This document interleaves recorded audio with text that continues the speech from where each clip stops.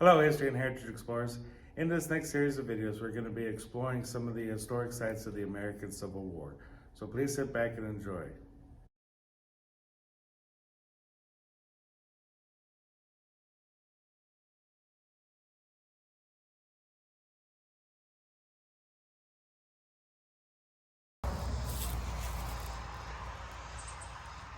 Hey again, History and Heritage Explorers. Before we get to the last part of our battle, I thought it respectful and honorable to show you the future site of our Holland Ridge, where we're standing is Holland Ridge, interpretive site featuring United States Colored Troops Memorial and the interpretation of the 2nd Rear Guard Line. Where I'm standing right now, roughly right behind me, is where these two regiments of colored troops risked it all for freedom, to ensure they keep their freedom and to ensure that future generations in America feel the taste of freedom that they just got and know that this is a land of the free, by the free, for the free. That's not a real phrase, but I like to think that's what they said. It's really by the people, for the people, but I just took Abraham Lincoln's word and just put freedom. But right here on this spot, right here, these trees were just young saplings when this battle happened. This was actually one of the open fields that you saw on the old map. As the Confederate, if you look right behind us, that tree line was not there. Over 150 years ago, or 160 now, those trees weren't there, but they've been planted since then because Civil War and battle site preservation wasn't a big thing after the war. Yeah, monuments were, and honor and death, but farmers and immigrants and carpetbaggers took over the land and they made it their own. But that tree line wasn't there. So imagine this, all right? Your only job is to protect the wagon supplies, the artillery supplies, the ammunition, water, everything. And you can hear a distant battle in the background, just way ahead. And you think, okay, well, that's far away. Hopefully we'll get called up to action because we want to do our part too. We're freed slaves. We've been given this honor of being a soldier and our freedom, and we want to do our part. But as the day progressed, those distant roars of battle came closer and closer and closer, and to the point where you see, you're standing here with the rest of your men, you're on R&R, rest and recuperation and relaxation. You got your campfires, you may be eating hardtack, you may be drinking water, you may be just joking around. Then you see hundreds and hundreds and thousands of Union troops run right past you, screaming at you, get out, the Rebs are coming, the Rebs are coming. Then horses come with broken wagons, probably pulling supplies that should have been in a wagon. Cannons coming apart from the base as they try to get over this hilly terrain. But did those colored troops run? No, sir, they didn't. They took it upon themselves without order from a superior or without guarding their own lives. They said, we're going to make a stand here. We're going to save this army from a total annihilation from the Confederates, or they called the Rebs. So after the advance, pockets and pockets of Confederates were chasing after them. And some would leave the forward advance, some would leave their divisions. They might get involved, mixed up in other companies and troops and regiments. But imagine being a Confederate soldier, and imagine being a United States colored troop, a Union soldier, an American soldier. As Confederates came across the crossing and over that hill, they see 3 or 4 columns on the left, 3 or 4 columns on the right of well-trained, well-armed soldiers at the firing ready. And as you come forward, you're shooting at them. Because obviously a lot of Southerners and a lot of Northerners didn't think the African American was capable of much in those days.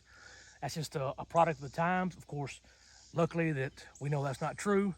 But at this battle was one of the many instances where colored troops showed the world and the people they fought against and for that they could do just as well as any soldier. And they proved it here. They were the bravest group of soldiers on this field, Confederate and Union, and I'll tell you why. As the Confederates came across and tried to hide amongst trees and try to regroup with mixed up units, the Union soldiers bravely, the sergeants on both columns, ready! They came to ready. Aim! They aimed their muskets and they fired an entire volley hundreds of rifles cracked at the moment, sending Confederates back to their graves, death. They marched forward just a little bit. As the Confederates moved back, the second column moved to the front. The front moved to the rear to reload. The sergeant says, "Company, ready!" They all ready. Confederate soldiers are still crackling their muskets and their pistols at them. They're trying to get on line. They're trying to figure out how many troops are in front of them. We got to set up a defensive perimeter. Aim! Fire! Shoots another volley. Confederates are sitting back, falling, dead. They're walking and running over their dead soldiers, wondering how many troops are in front of them, not knowing there's only 2 regiments. Finally, the third volley. And during this third volley, the rest of the 2nd Tennessee and the Confederate Army was right behind them.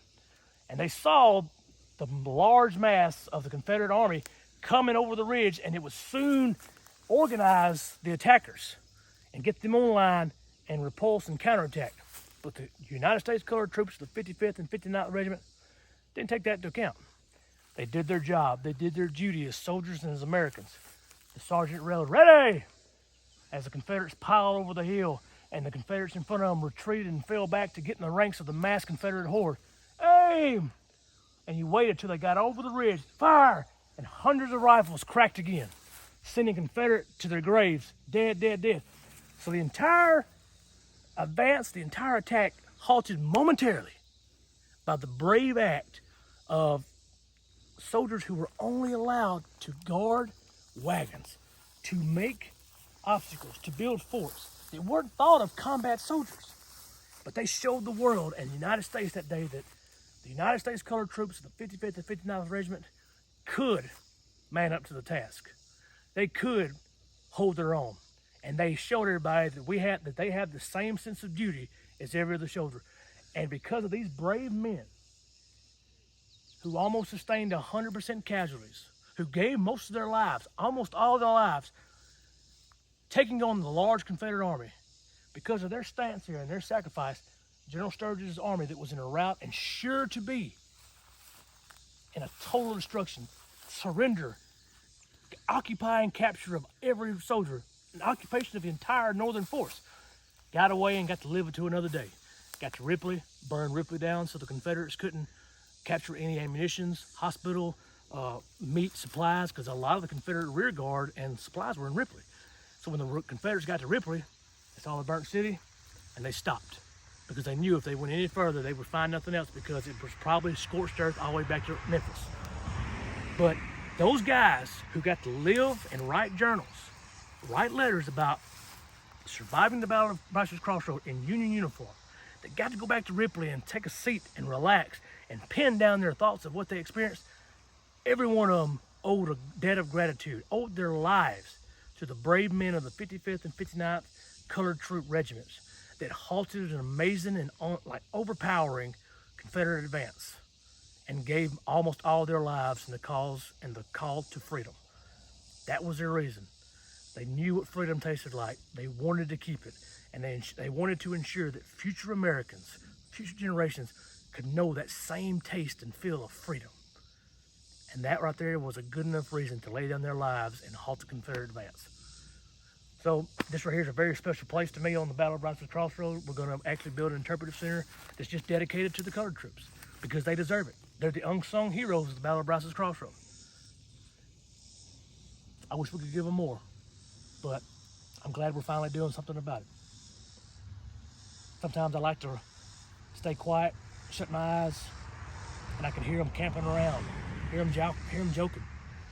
Now I look over at the tree line and imagine the Confederate advance coming over with horses and men on foot, and they're quick to action. They didn't just steadily get into line of formation in the battle line. They quickly jumped up, the sergeants took command, and each man pulled themselves into rank and file and was ready to meet the advancing enemy, knowing that almost all of them would die, but freedom is always worth dying for, and they showed everybody today and then. So I hope you've enjoyed this hallowed ground of the unsung heroes of the Battle of Brice's Crossroads, the 55th and 59th U.S. Colored Troops. Once slaves, now heroes of the nation. Thank you. History and Heritage Explorers would like to give a special thank you to Mr. Elliott Witt for his assistance in making this video. Remember, boys and girls, if you'd like to learn more about the U.S. Civil War, please go to your local and school library. There are many books available. Please like and subscribe and share this video, and thank you from History and Heritage Explorers.